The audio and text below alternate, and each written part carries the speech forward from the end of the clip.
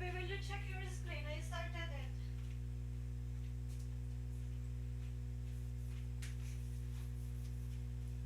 Oh,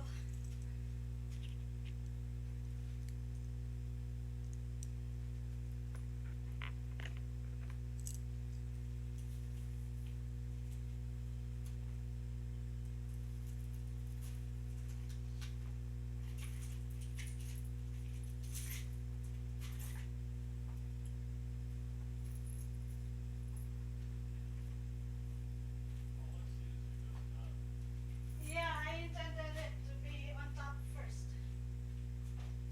Are there people in the room?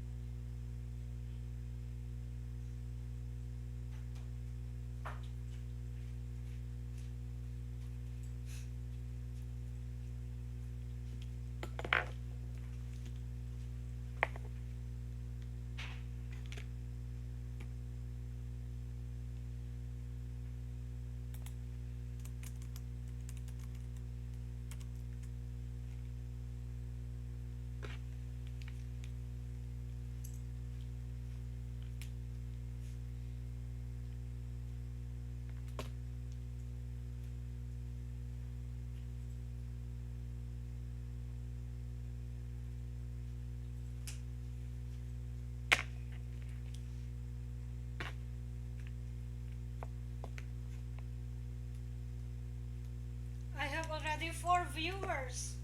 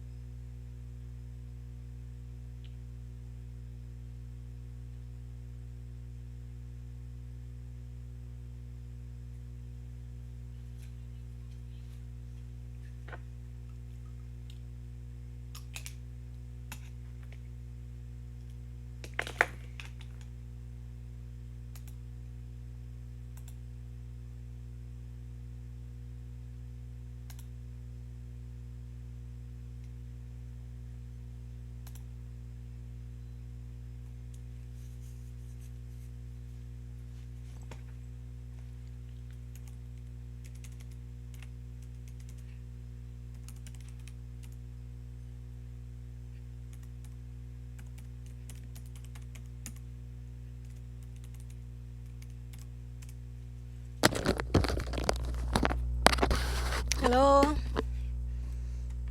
do you hear me? Please tell me if my audio is good.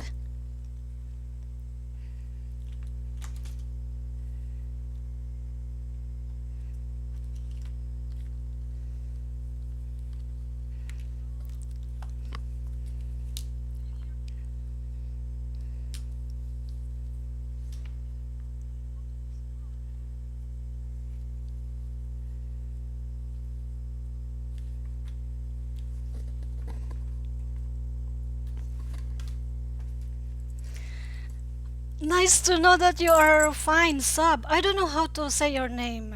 I hope I say it right. Sub Ashis?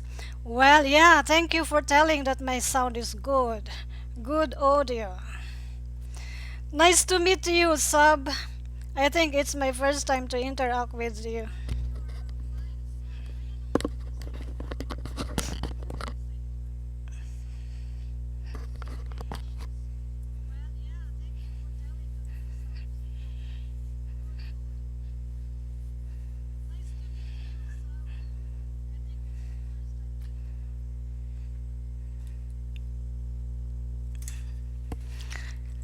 I think we have to wait for others.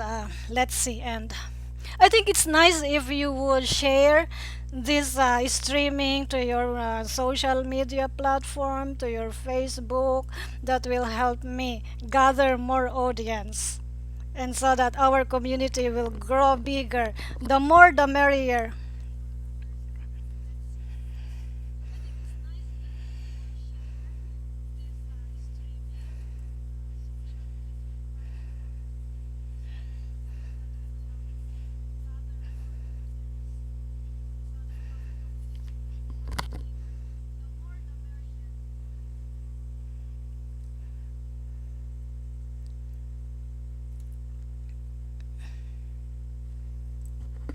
Where are you from, Sab? I wonder. Are you from the Middle East or somewhere?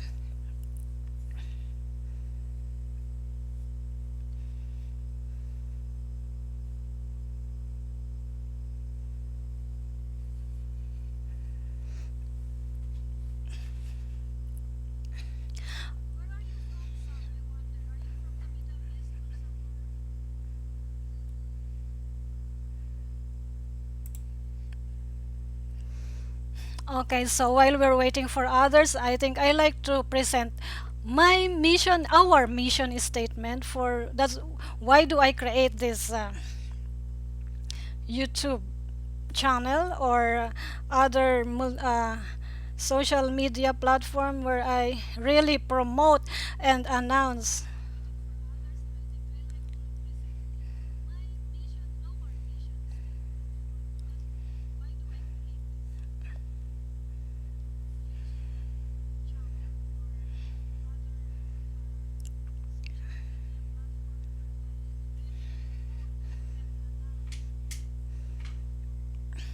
I really advertise that I'm teaching Tagalog, I'm teaching Tagalog.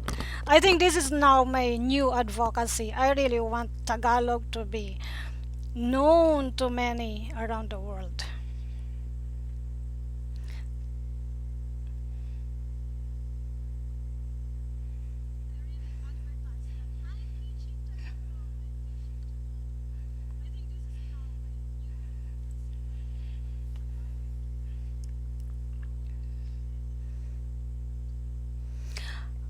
And yes, Sab, thank you for telling that you're from India. That's just a neighboring country of the Philippines. Congratulations, you're here.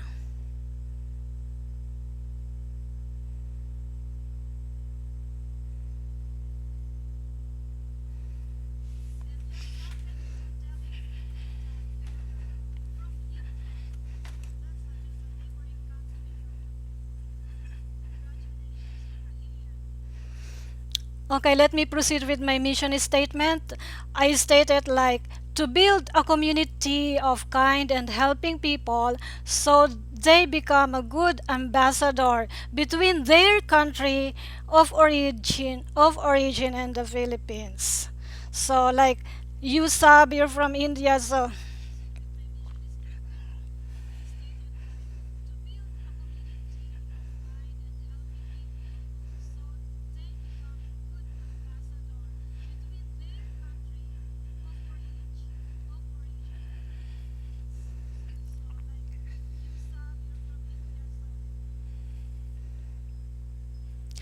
so that means you are a good ambassador between the Philippines and India. Okay? And it's just right that English is our common language. Through English, we understand each other. So for now, I will be using two languages. Most of the time, I'll be using English.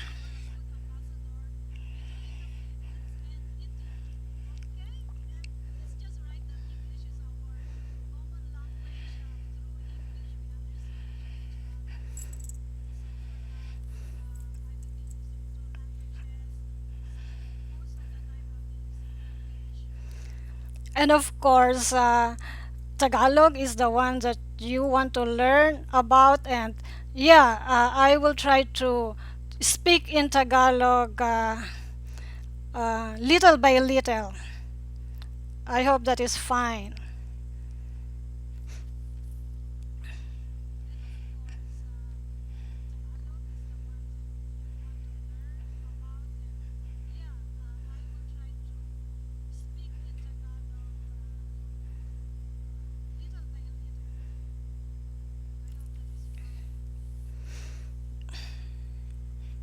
So I can see that there are four viewers that I have. I hope others will comment down below to know that you are with me. I really just see the numbers, how many viewers I get today. Please comment down, and I really want to know every one of you.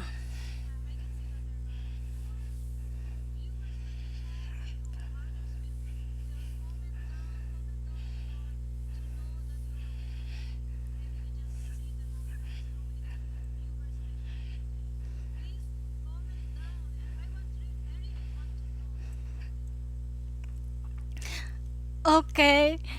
So, kumusta? Kumusta na Sub says that he is fine. Oh, I'm sorry, Sub. Are you a he or she? I'm sorry. It's difficult to when I say he or she. It's better to be in.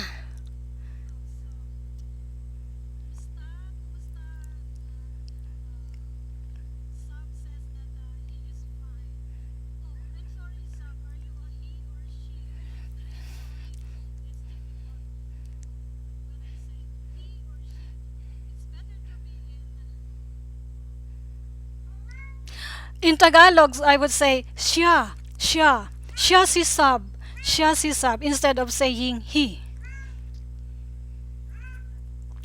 So you are he. Okay, good to know. So, Sub says, he is fine. Siya raw ay mabuti. Mabuti. Look at this cat.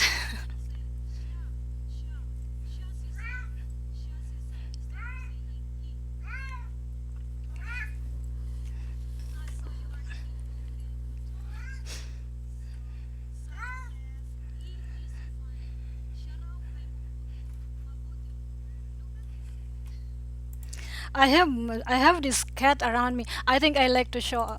I like to put my video on. Okay, let me see. Where's my video? My image. My face. I think I like to show my face to you.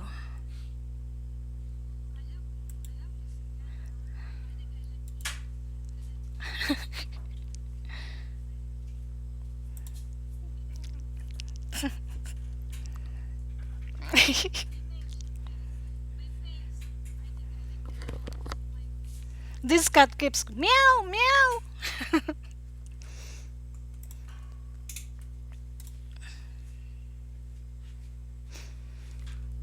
Okay, now let's proceed with my next slide. Hi, Welsheng. Oh, Welsheng. Let me hang on there, Sub. I need to open my. There is a certain amount of awareness that Tagalog must be taught and learned.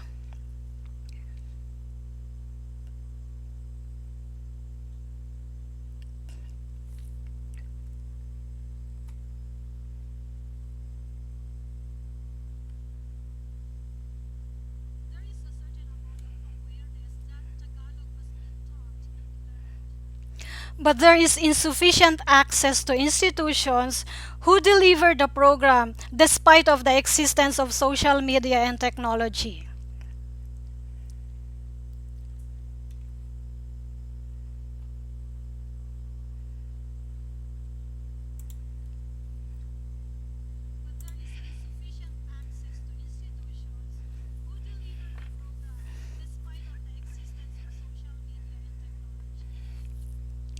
Well, that's how I look at it. That's my perception for now, and I think it's just right to state it that way. And I hope, or you are one, you are with me in this. What I would say in this action, in this activity, in this advocacy.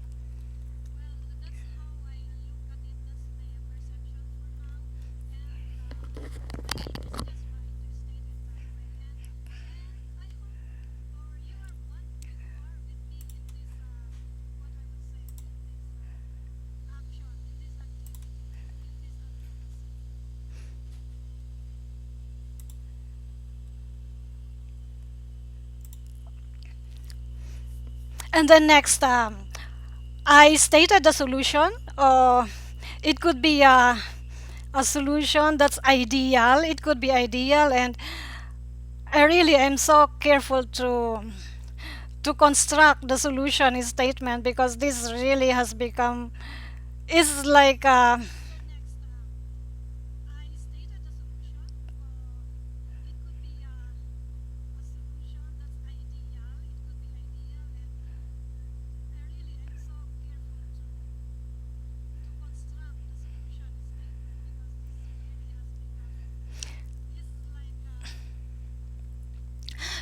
I'm afraid that this activity would be a very huge responsibility on my shoulder, and I'm so afraid of that. I really don't know. I don't know how to. I'm just starting, and I don't know. I don't know what my future will bring me.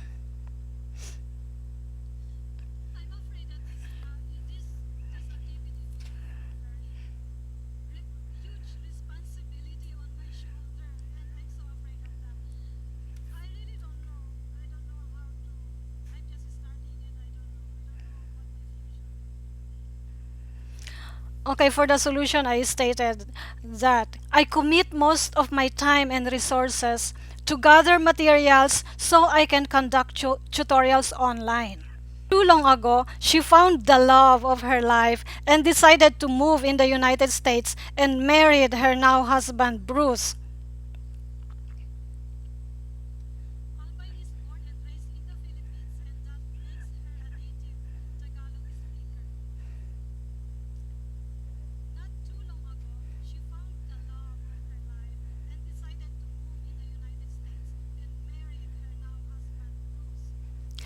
Migrating to a new country makes her realize that the real need for Tagalog language to be shared to anyone in the world.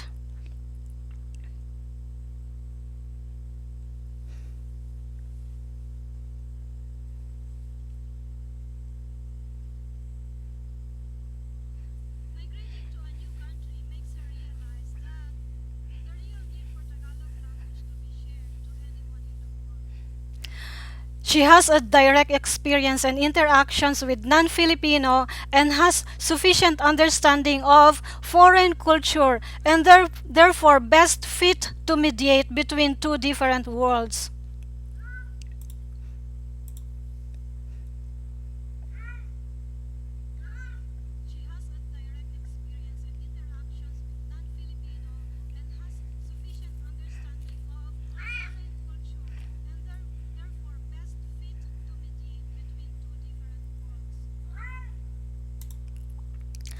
Okay, so how this activity works for us? Uh, Step one, being the audience, you being my audience, I would I would request that you would listen, always listen. But of course, not only listen to me, but listen to.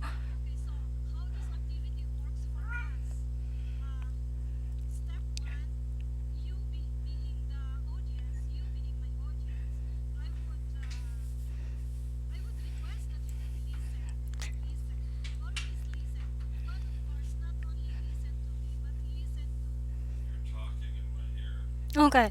Listen to not only to me being a teacher in this uh, course, but there are other good teachers around. I believe on YouTube and on other social media platform, there are there are few individuals who are really are willing to teach you guys.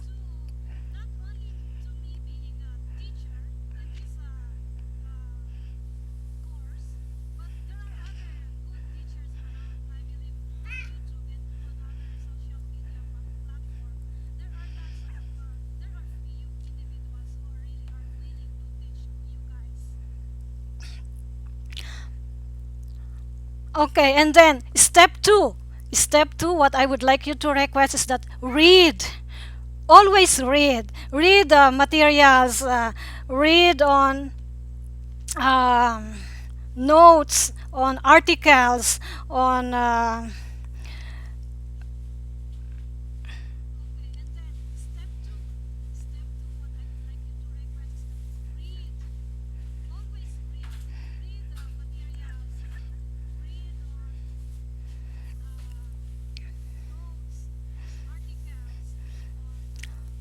Commentaries.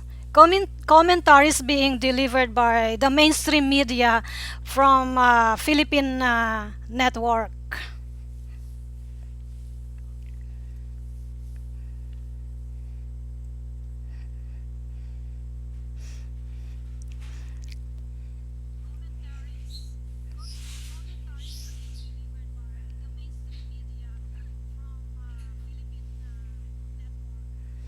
And step three, I would request you to speak, of course.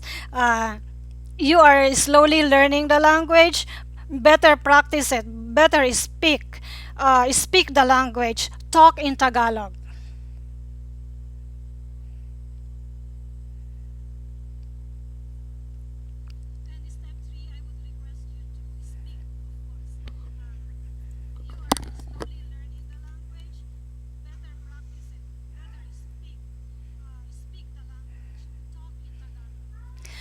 I bet you have few you can find Filipino friends wherever you are.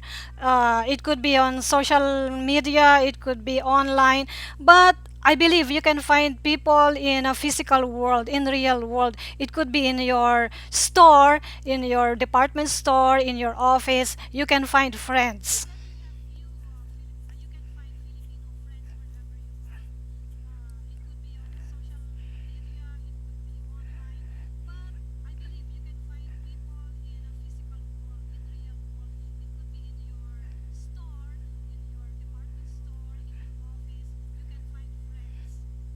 Friends, which I mean Filipino French, wherever you are in the world.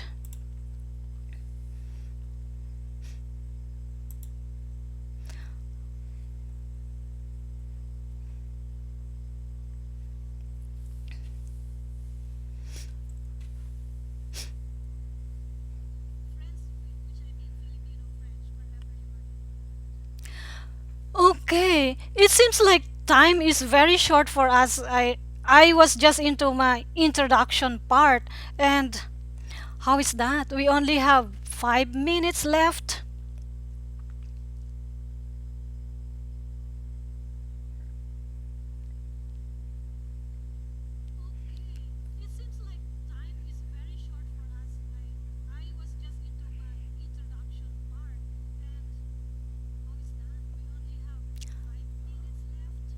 Oh, I'm sorry. I think I was wrong. I started this session at 10:30. We would be ending at 11:30.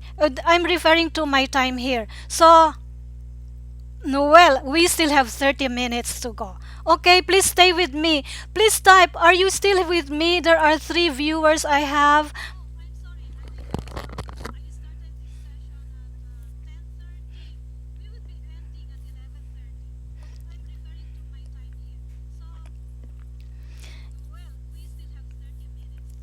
Y-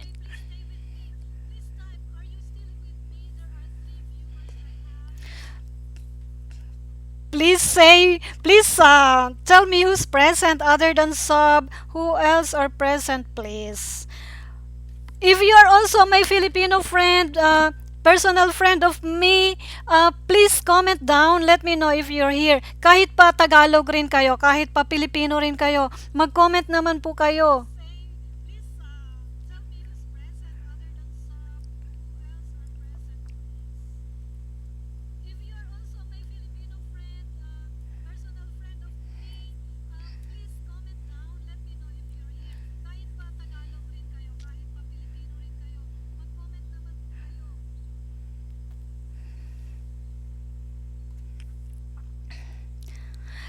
Okay, Sab is excited to know what he has to get from me today. Let me proceed with my next slide.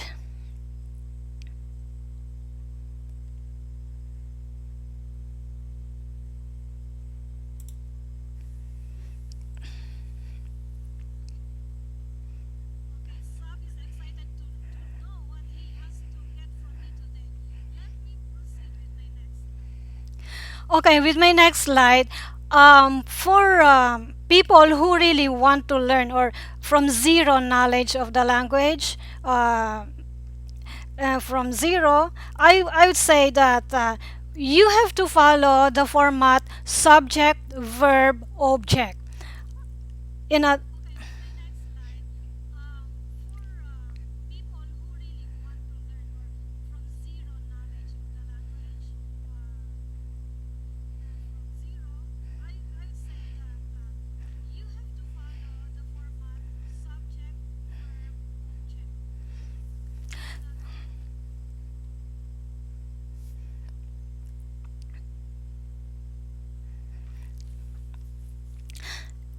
In other words, I term it I use the acronym SVO, subject, verb, object.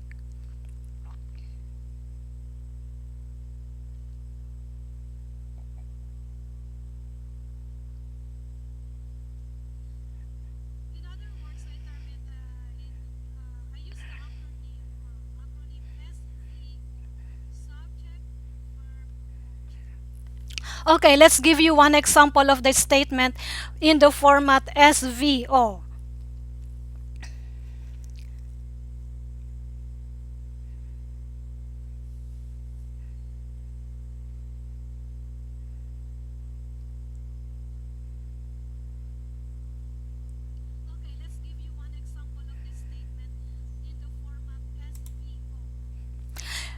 One example is Katie ang pangalan ko. Katie ang pangalan ko. So it's there. Katie ang pangalan ko. In English, it will be translated like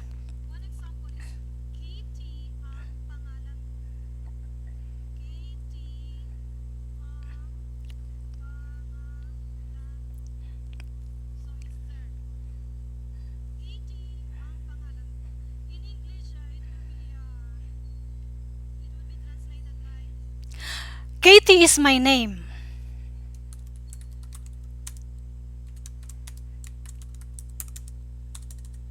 Katie is my name. So, as you would see, Katie is the subject.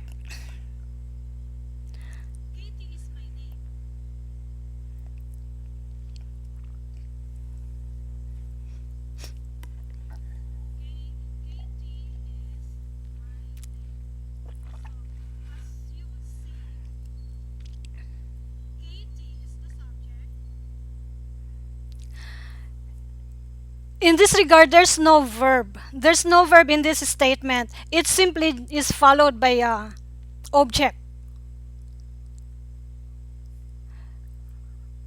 My name is the object in here.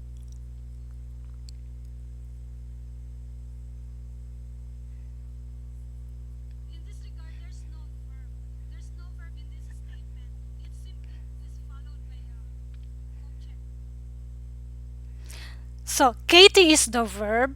Pangalan ko, pangalan ko is the object in how I gave the example in Tagalog.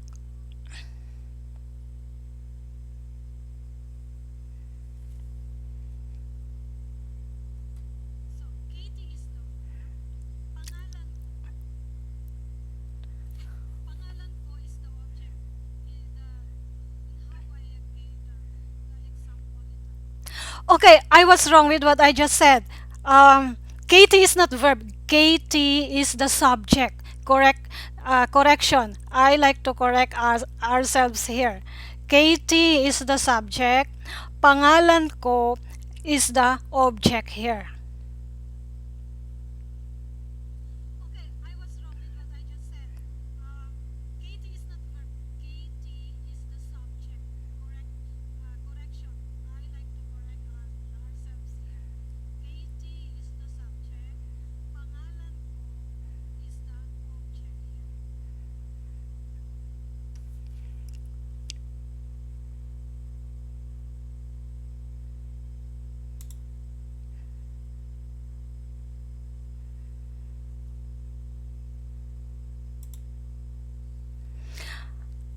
Okay, another example. Another example is like si auntie ay nagluto ng pansit. Si auntie ay nagluto ng pansit. Let me type it on the comment section. Si auntie. Oh my God.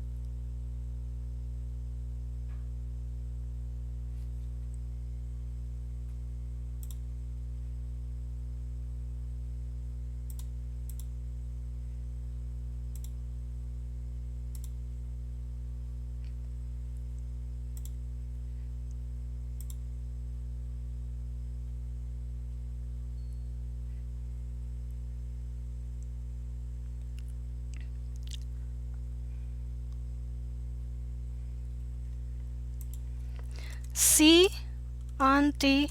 Are we still here? Some looks like something crashed in my system. Let me see. Let me proceed. I try to proceed. Let's see.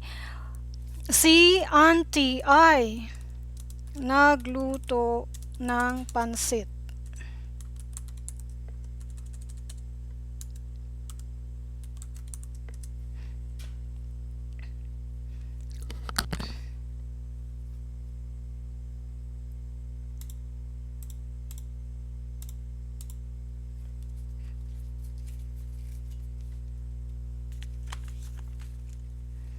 Why don't I hear myself?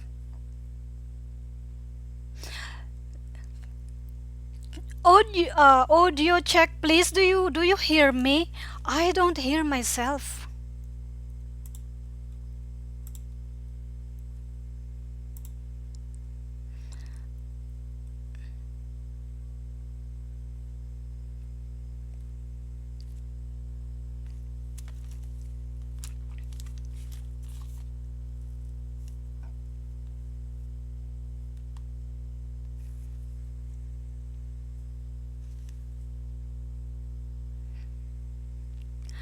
Okay, so I'm glad you're here. Okay, let me proceed. Do you hear me? I don't hear myself. A while ago, I was hearing myself.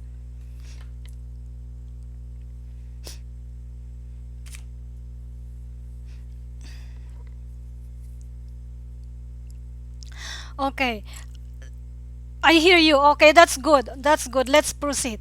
My second example, si auntie ay nagluto ng pansit. How is it in English? In English, that means, let me pick up my slides. I need my reference. Mm, okay. That in English, that's auntie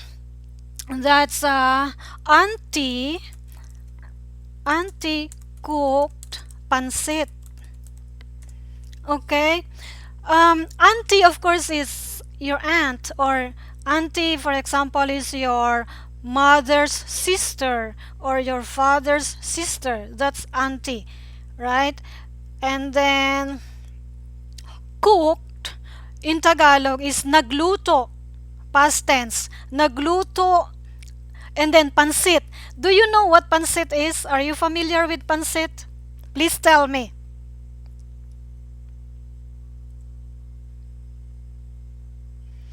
It seems like it's you, Sub, and me are just in the room, so I'm okay with that. At least I'm talking to you, we understand each other. I ask you, Sub, are you familiar with pansit? It's a type of noodle dish.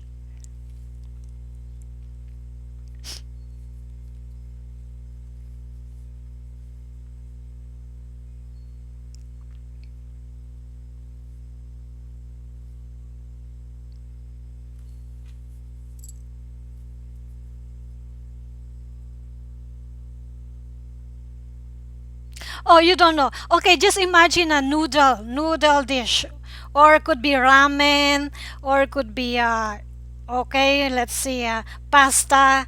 Okay, that's something like that. So it's a Philippine noodle dish. Okay, uh, it's a food.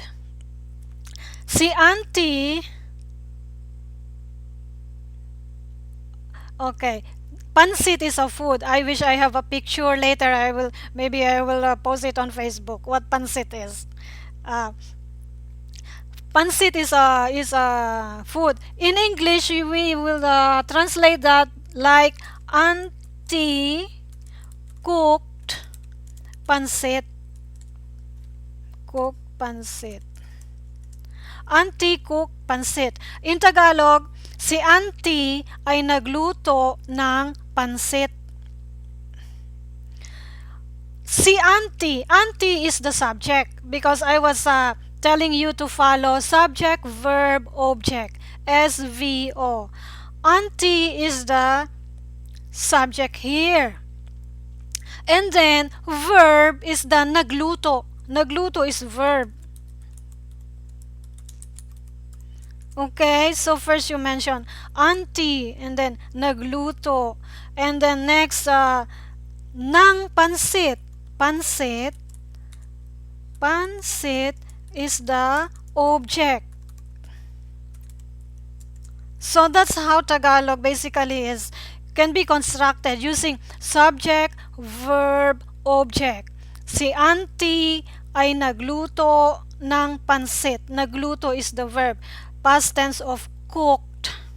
Cook. Luto or cook. Okay? And let's give you another example. Another example is, ang ibon ay nakikita ko.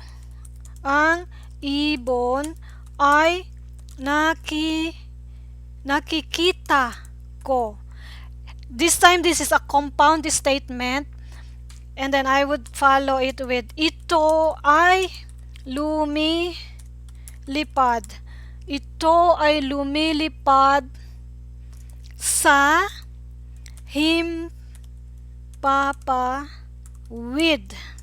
Okay. Oh, okay, good to know you're following. Okay, I'm saying my third this is my third example. Ang ibon ay lumilipad. I'm sorry. Repeat. Let me repeat it. Ang ibon ay nakikita ko. Ito ay lumilipad sa himpapawid. This is kind of a compound statement. First statement and then another statement. First, it also follows subject, verb, object. Ibon is the subject. Let me translate first in English. In English, it says, you can say, I can see the bird. The bird. And it's flying.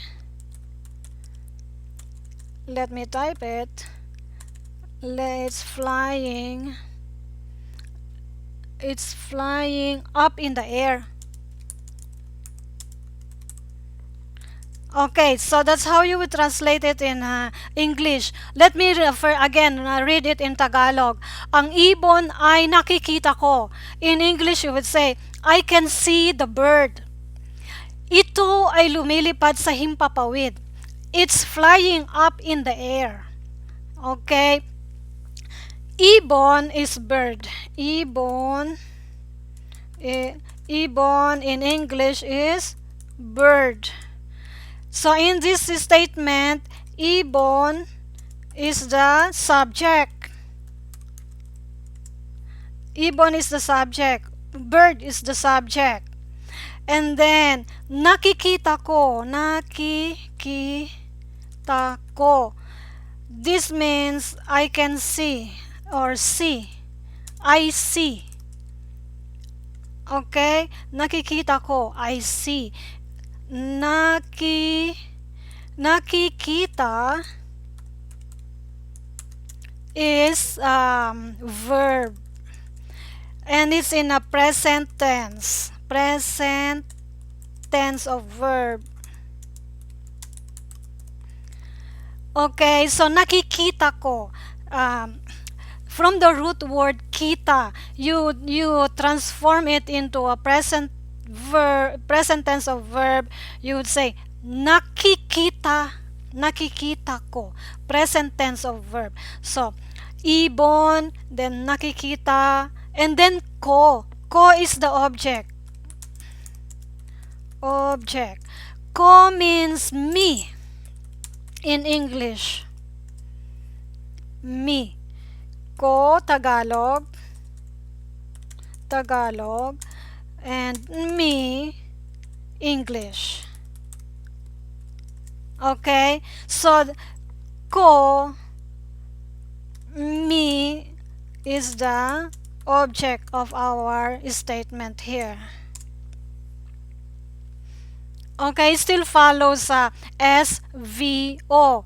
And then for another second, it's two related statements. So first statement, ang ibon ay nakikita ko, followed by ito ay lumilipad. Ito is Tagalog. Tagalog. And in English, it's it or this.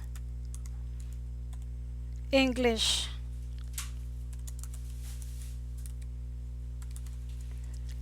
What what is I? I is just a what is a conjunction. I is a conjunction. Conjunction. It's like saying is. The same the same as saying is.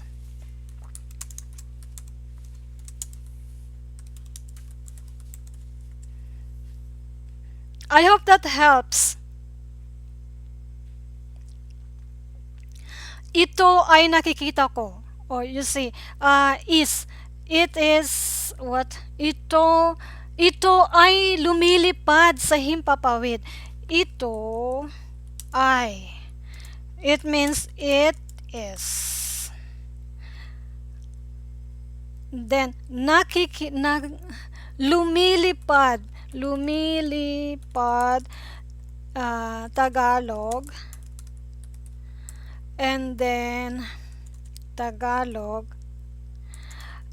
And then, flying. Flying in English. Yes, so you see, it follows subject verb again. Lumilipad is flying. And then what is the object here? What is the object? The object is himpapawid. Himpapawid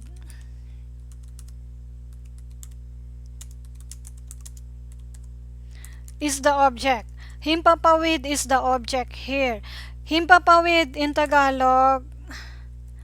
Himpa. I hope you can pronounce it right. Himpapawid. To English speakers, this is difficult for them to say. So English is air. Himpapawid, flying up in the air. You see, it still, as I like to point out, it still follows a subject, verb, object. Subject, verb, object. That's simple. I hope that you will always remember that. It's easy. It's just easy to remember. And along with that, I suggest that you will memorize many Filipino nouns. Yes, please practice. And I hope that I can hear you so that I can so that I know how effective my teaching is. Maybe I would suggest that you will record your voice. It could be good if it's recorded on video, but it's also good if it's just recorded on voice, like as simple as MP3 only, and you can send it to me. You can send it to my private message to my Facebook account. You can I wish to get the result. I wish to hear you how you say it, right? Yes, need practice. Himpapawid. Now let's move on. We still have few minutes before I intend to end this session at 11:30. Okay, let's move on to the next topic that I like to present. It's how is this? I don't think that my slide is working. Let me see. Oh, I think it's still working. Okay, for the next, there's another format which is OBS, object, verb, subject. OBS, object, verb, subject. Another example, I'll give you this example. Ang object, ang pangalan ko ay Katie. Ang pangalan ko ay Katie. Ang pangalan ko ay Katie. Okay, this follows the format O object.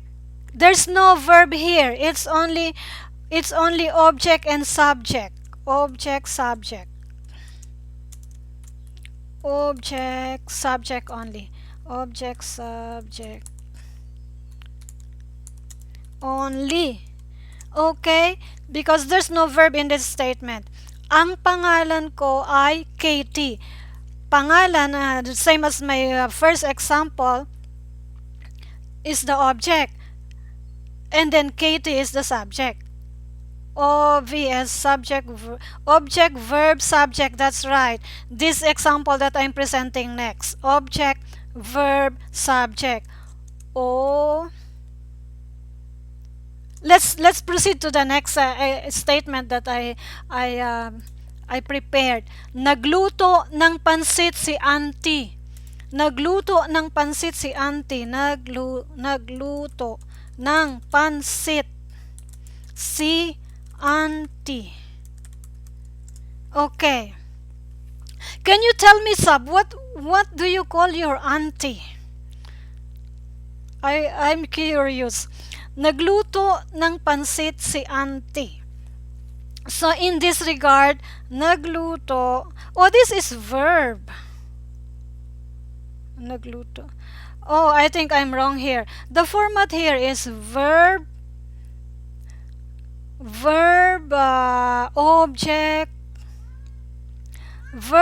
object, subject. Nagluto ng pansit. No, in this case, pansit is the subject. Oh no. Oh no. Okay. Nagluto is the verb. And then, ng pansit is the object. Yes, that's it. Uncle and auntie only. Okay. Okay, that's right. At least we both understand each other. Pansit is the object, and then auntie is the subject. So how was it arranged? It's arranged like OSB. It's arranged like what? Like VOS. Okay, let me correct my slideshow. My slideshow was written differently. It's VOS. Verb, object, subject. Nagluto ng pansit si auntie. Yes, I'm glad you follow. Let's move on to the next example. Nakikita kong lumilipad ang ibon sa himpapawid. Okay, nakikita kong lumilipad. Let me see if I can just copy and paste this so to avoid typing. Let me see this one. Okay, this is completely different from what I presented first. Verb, object, subject. Yes, VOS. Verb, object, subject. Nakikita ko is the verb, I can see, and then ko, nakikita kong. Let me see. Let me type it. Nakikita is see in English, which has become the verb. Okay, and then ko actually is the object here. Is the object, and ko is means me or I in English. Ko, but because you are connecting it with a statement that Filipinos can understand you, you would add ng to ko. Ko plus ng becomes kong. Yes, nakikita kong lumilipad. Flying. Right? So that means kong here is the nakikita kong lumilipad sa VOS. Yes, the object here is ko, is the object. Okay? Nakikita kong lumilipad ang ibon sa himpapawid. Ang ibon. ibon equals bird in English becomes the object. Actually, there are two objects. What did I say? Not object is ko. Ibon is the subject here. Subject. Yes, ibon is the subject. Okay. So what was the state? How was the statement constructed now here? Verb, verb, subject, object. No, it's different thing now. It has not. Let's see. And then what is the object again? Nakikita ko. Nakikita kong lumilipad ang ibon sa himpapawid. This is a very complicated statement. Sa himpapawid is object also. Object, right? V o nakikita, object, subject. Did you mean, yeah, you mean VOS? Did you mean that? Will you please tell me why did you say that it's in a VOS form? I like to hear from you. I'm okay with that. Why did you say that it's in a VOS form?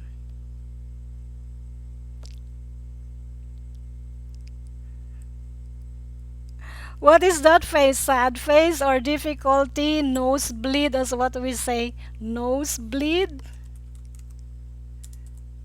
Nose bleeding?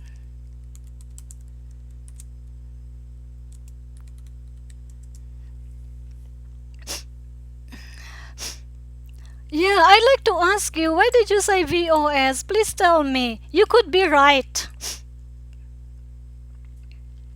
And well, we are in. I think we are already had spent 1 hour. Verb object subject. It's written, ma'am. So I say that. Verb is nakikita ko. Verb is nakikita ko. You are right. And what is the object you say? Please type. What is the object here?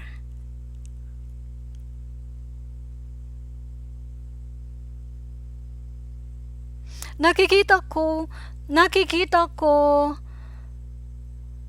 SVO subject verb. Well, maybe I'm in the wrong slide. Nakikita kong lumilipad ang ibon sa himpapawid. I can say you have written, so that why I write it. Okay. Okay, verb. Nakikita kong lumilipad ang ibon sa himpapawid. Okay. What is kong? Kong is the object. Oh, nakikita kong lumilipad. Yes, I agree with you. It's the speaker here that's the object. And the subject is ibon. Okay? So, VOS. It follows VOS form. Yes. Yes. Nakikita ko. Nakikita is the verb. Ko, which is me, is the object. And then, you're talking about the subject, which is ibon. Ibon is the subject here. Lumilipad is just, lumilipad is just another, to describe what the subject is doing. Right? Lumilipad only describes what the subject is doing. Okay? I think I made it clear that way. So this is VOS. This is, I presented VOS this late in the session. The first I think the easiest thing to really understand or to practice is to use the first one. First one, which is SVO. If you would be using VOS, it's still quite complicated. You better understand the deeper Tagalog. So that means I really just, for a beginner, I don't want to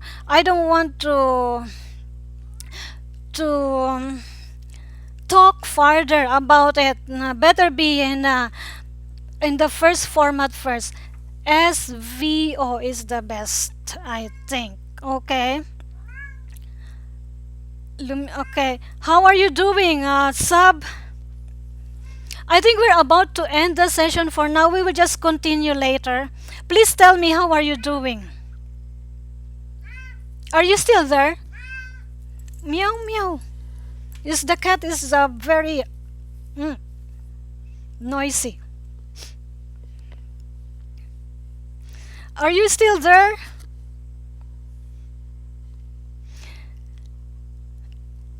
And I like to thank you. Yes, ma'am, take easy sentence from beginner level. Yeah, that's right. And thank you for saying that.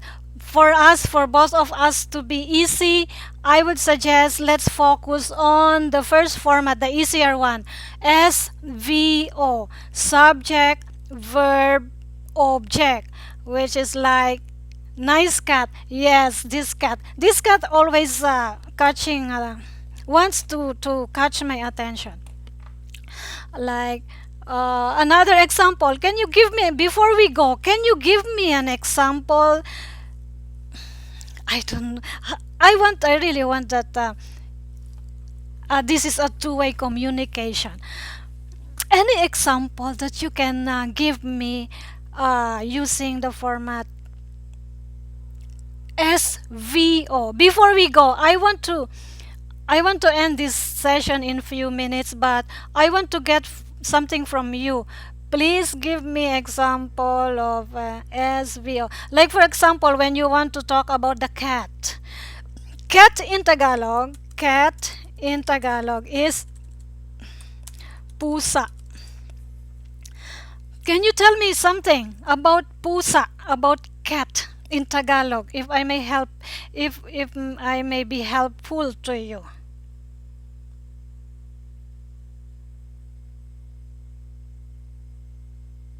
I think before we go, I want to hear from you. I want that you will deliver what I want to get from you. It's not hard.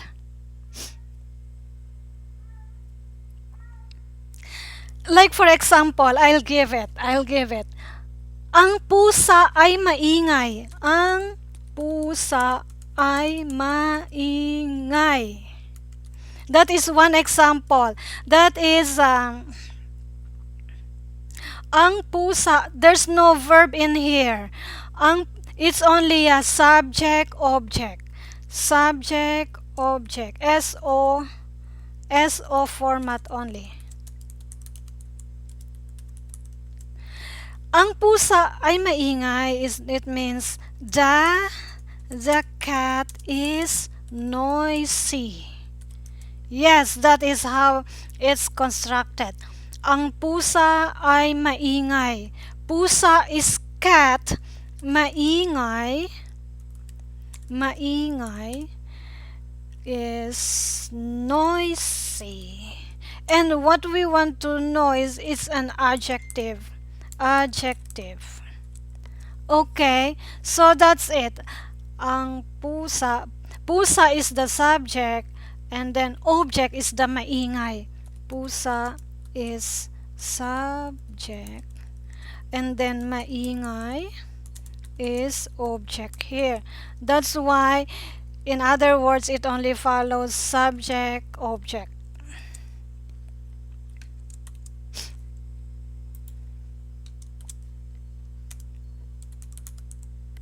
Okay, I hope you appreciate that. And so yeah, I like to. There's new person in the room. Oh, there's three viewers. Who is the other one? Ang pusa subject, maingay is object. Yes, yes, that's what I like to say. Okay, Is it not cool? Does it sound cool to you? I hope it helps. Okay, so I like to thank you for coming, and I don't know how to end it. I don't know how to say goodbye for now. I like to say that maybe I can be here around this time again next week. I think it's really going to be a very such kind of a regular meet up on YouTube around this time. I would expect you to be here again next week. Is that fine?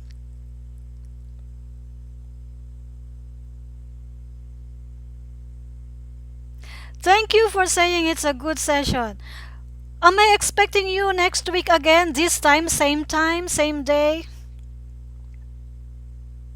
Same time, same day. So, what time is it there in your city? I think it's let's say if I would compare, you're in India.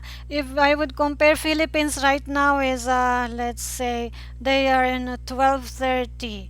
I think you are about 9 p.m. You're 9 p.m. in your city. Am I right? Yeah, so I will see you again next week, same time here. That means we'll start 8 p.m. your time, which means it is 10:30 my time here.